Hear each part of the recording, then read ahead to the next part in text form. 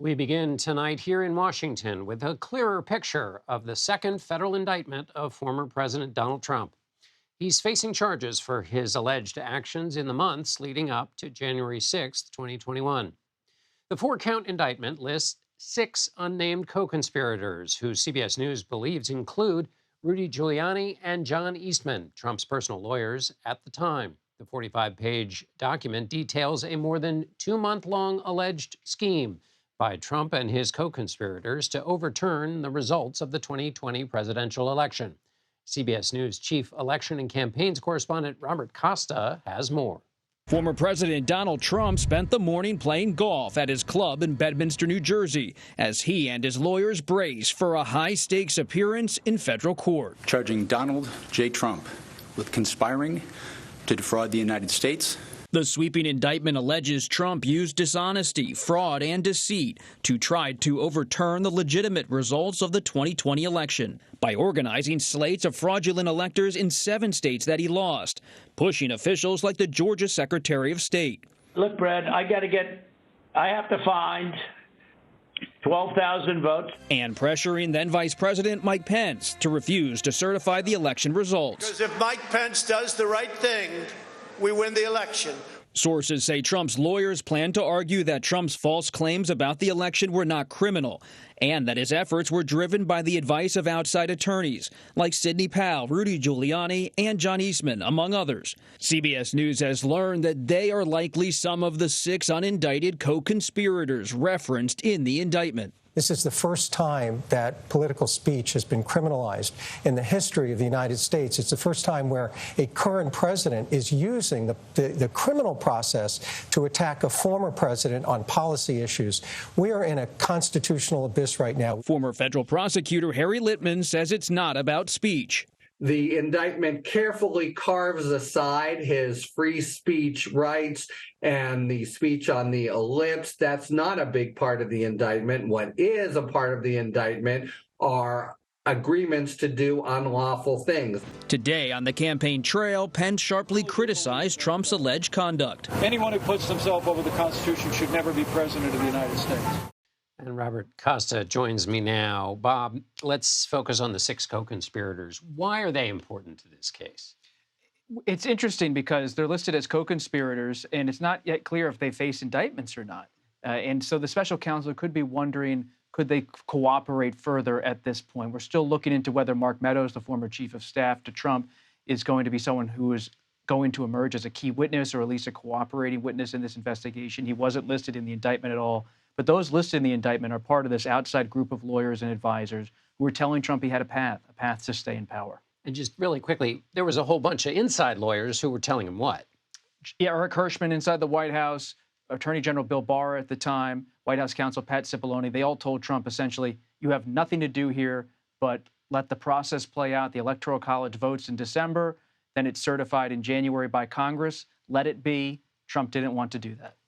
Finally, Mike Pence. He is throughout this indictment. You know him so well. You know this story so well. What do you see in the Pence role that you see in this indictment?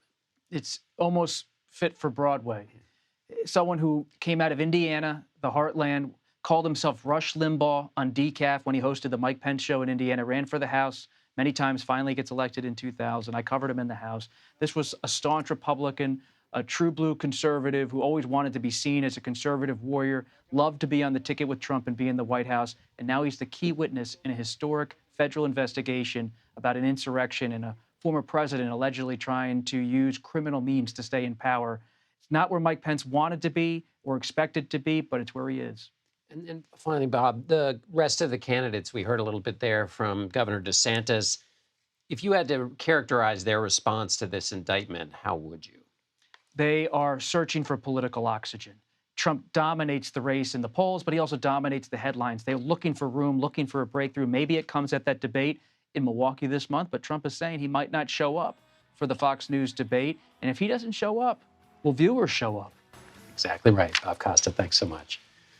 In less than 24 hours, the former president will appear in court to face these charges. He's expected to plead not guilty.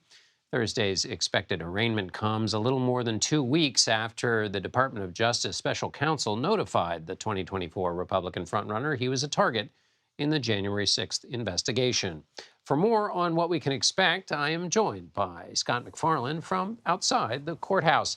Scott, just give us the tick-tock of what is likely to happen on Thursday, what we expect to happen.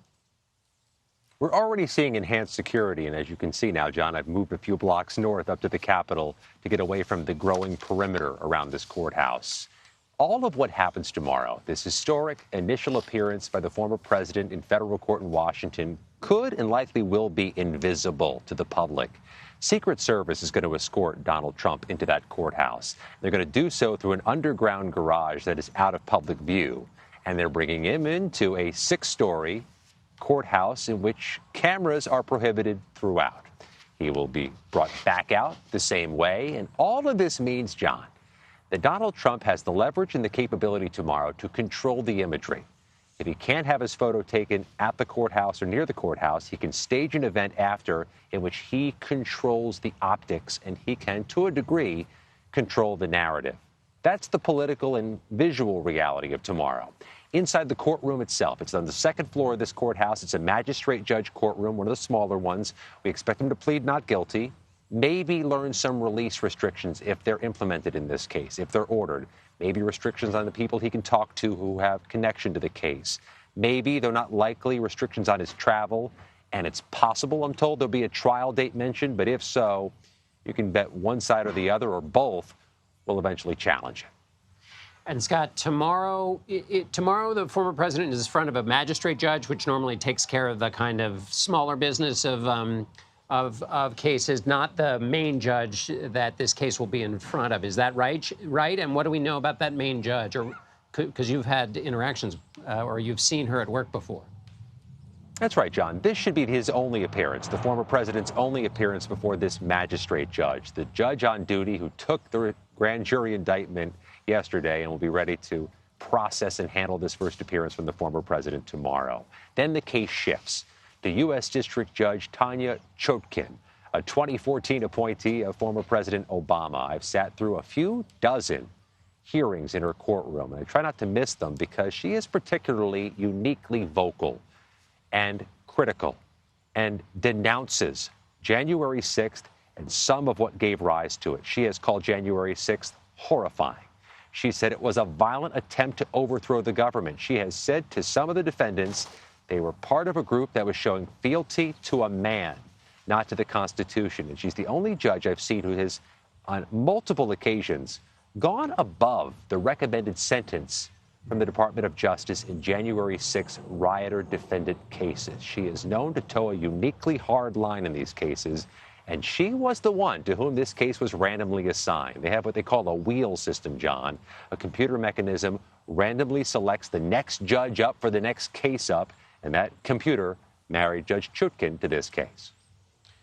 Scott MacFarlane, thanks so much. We'll see you tomorrow, Scott.